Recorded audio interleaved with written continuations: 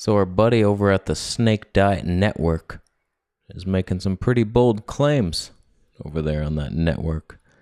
Vegans that practice prolonged fasting are effing hypocrites. Let's dive deep, shall we? I'm a vampire, running around the street in a werewolf's costume. I'm unstoppable, but lost. So he made a post on Facebook, and it was kind of intriguing. Not even gonna lie to you, thought-provoking. My thoughts were so provoked. I'm gonna skim through it here, but basically he's saying, technically, when a person engages in a prolonged fast, they're eating their own body fat. Furthermore, this indirect eating of human body fat is not only considered eating an animal, it could be thought of as cannibalism. So not only are you eating an animal, my little vegan friend, how dare you call me little? You know I'm little, so what? We're little and strong and nice and fluffy. Nothing wrong with that. You are eating the saturated animal fat of a human gut, of a fat human gut. So basically what he's suggesting here is when we fast, we tap into our body fat. We're using that as fuel. Animals have body fat. What's the difference? We heal on a fasting regime eating our human fat. Therefore, we can deep fry bacon in lard and rub it all over our bodies during sexual. So at first I was just like, no, it's not the same thing. What'd you say? Now, I don't have all the answers and I never pretend to. And he does make a point. It's interesting to think about. It's like, oh, whoa, like we're eating animal fat here all the time. Body loves it. So what are you talking about? How could saturated animal fat be wrong? And I'm just going to propose some theories on why I think it's much worse than tapping into the natural body fat loosening system that we have to save our lives. So number one theory is we are not made of entirely saturated fat. And it depends on what you eat. This is where Dr. McDougall will say the fat you eat is the fat you wear. And I always took that to mean if you eat any dietary fat, you will get fat. That's not what he's saying. He's actually saying that if you eat nuts and seeds that are like 80% monounsaturated fat, your body fat is gonna be that same fat. We store that. So a meat eater who lives off bacon is going to have more saturated body fat, whereas a vegan eating a bunch of plant oils, flax seeds, chia dicks, why do I go there? Why do I do it?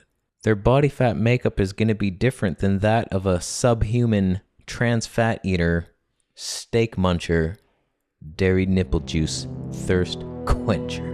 It's widely accepted that the monounsaturated fats in nuts and seeds are health promoting. I remember when I was doing my high fat vegan diet, I researched like crazy trying to find a bunch of studies that backed up what I was saying. Because I was just like, I'm eating all this plant fat, that's fine. It's the animal fat that's bad. Plant fat's fine. And I found like hundreds of studies I can show you. It's running here. All of that is links to studies saying how beneficial nuts and seeds are and plant fats. So it's a different animal. Plant animal body fat versus meat body fat. That's just one theory. We're eating the healthy oils. Boom. Boom. Second theory, our body fat is raw.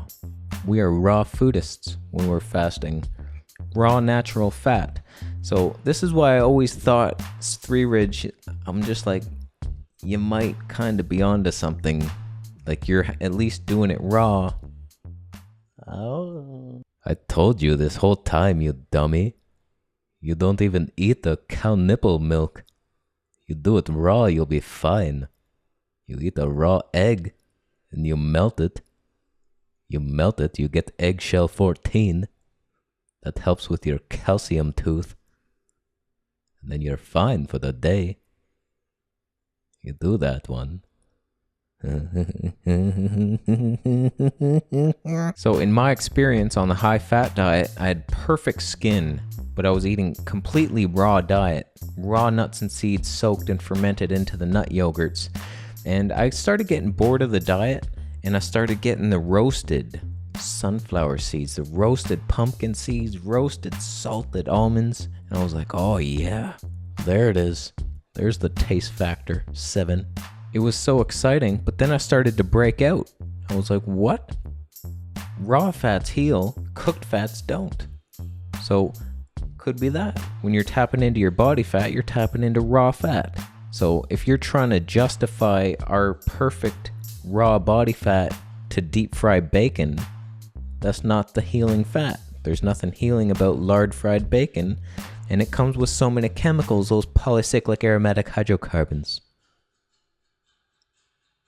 I like saying it. I don't even know what it is. They cause cancer. I know that. So they're terrible when you heat the proteins. That's why when you see these fried chicken stands all over Thailand, the rotisserie chicken where they're browning the skin, it's like, yeah, that's the tastiest part, but it's the least healthy. It's so cancer causing. I don't know why that would be delicious. Same thing with potatoes. It's like you bake a potato and brown it, then we're talking like unhealthy. That's acrylamide forming. Your plant-based diet probably offsets it with enough antioxidants, but if I was going for optimal health, I would be boiling my potatoes. I have a feeling that Dr. McDougall and his wife are aging kind of rapidly because I've seen her making potato fries all the time. She's browning it. I'm just like, that's aging food. Acrylamides are advanced glycation end products, and they glycate the body. And that's what my whole protocol is about, eliminating glycation. That's what Almond Ra is all about. That's one of his factors to anti-aging. And meat is full of ages. It's full of the advanced glycation end products before you even cook it, I think. Look it up. It's already naturally doing that. So that's a nightmare. The fourth theory is when we're using our own body fat for fuel, we only use the exact amount we need. The body's only ever going to take this little bit. Okay, we need 40 calories for the next half an hour. We'll take that. There we go. We're using it. We're burning it. It's like the body just takes it. Whereas if you eat a big giant steak dinner, you're flooded with thousands of calories. Body's going to have to do stuff. It's digesting. It's okay. We store this here. Pee that out. Moisturize your lips. You dry lip bitch. So you could say this about any food. Fruit. 2 pieces of fruit. Healthy. Awesome. Have that before your dinner. 15 bananas. Maybe you're crossing a line, buddy. Maybe you crossed it. Are you coming back? I don't know. We'll see what happens to you over on that line. Wrinkle skin bitch. All the blue zone centenarians, centuryarians, they live so long and they eat a little bit of meat. Maybe a little bit of meat is fine. Then you go paleo, lots of meat, not fine. Why am I talking in caveman? So amount matters, and us using our own body fat cannot be compared to a giant meal of steak. Just can't. Fifth theory. This is something to think about here, because I've never understood this, and I want to know. And this is like what my channel's all about, asking the questions that need answering. I don't have all the answers, but I have all the questions. And I want to know some things, because pretty much at all times, every day, you're burning a mix of sugar and fat at all times. Maybe 50-50. When you're doing certain exercises like running, you're burning more fat. You don't need the glucose. Then you start sprinting, you need that glucose. So the ranges always alter and change.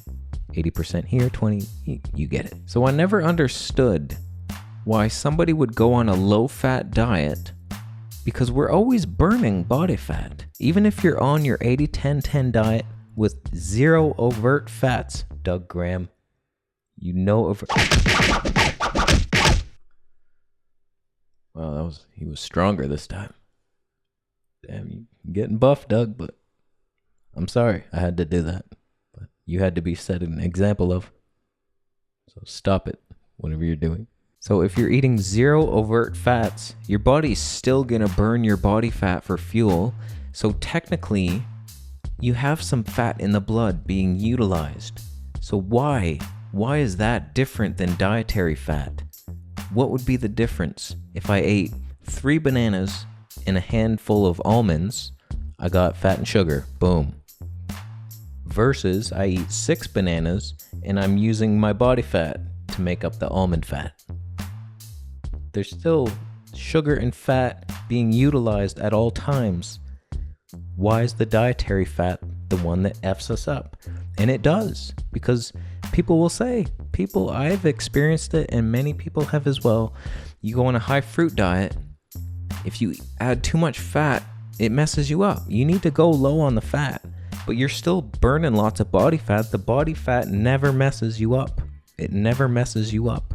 So there's something going on. It's processed differently. I guess because it doesn't go through the stomach and then the liver. Maybe it's already pre-digested here and it just goes to the cells or something. Like it skips a step somewhere. So these questions need answers. Maybe they're already answered.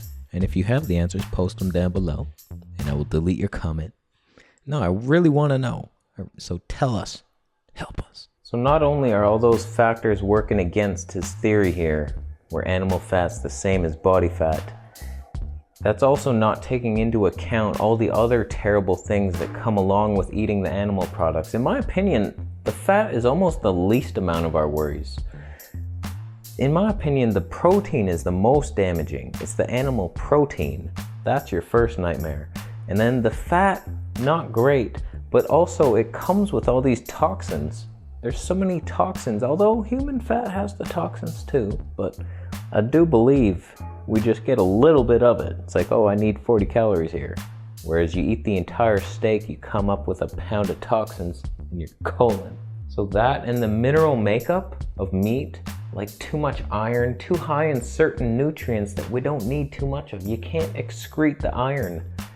Talk about pro-oxidant, aging you as fast as possible.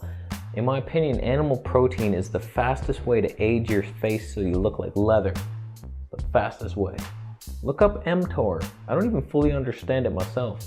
I have to get a grasp of that so I can explain it to you guys, but protein increases mTOR or activates mTOR. I don't know what the hell mTOR is. It sounds like a Hercules villain. But it ages you fast, and that's why I'm not jumping on this whole raw meat bandwagon bullshit, because it's so full of animal protein. It's like you're gonna age yourself. You're gonna look like shit in 10 years max. I'm sorry. So when you factor in that saturated fat probably bad, maybe not, iffy one, but probably bad. Animal protein definitely bad. Too much methionine especially, holy shit. The mineral makeup, too much iron, oxidating nutrients. For the amount of toxins, the bigger the animal, the longer it lived, the more toxins it has bioaccumulated in its body. 5, the lack of fiber. Ask anybody what their main problem is on a ketogenic diet. It's they can't poo. That's a problem. There ain't no fiber. Fat clogs you up. It's like so many people. That's the #1 problem with keto.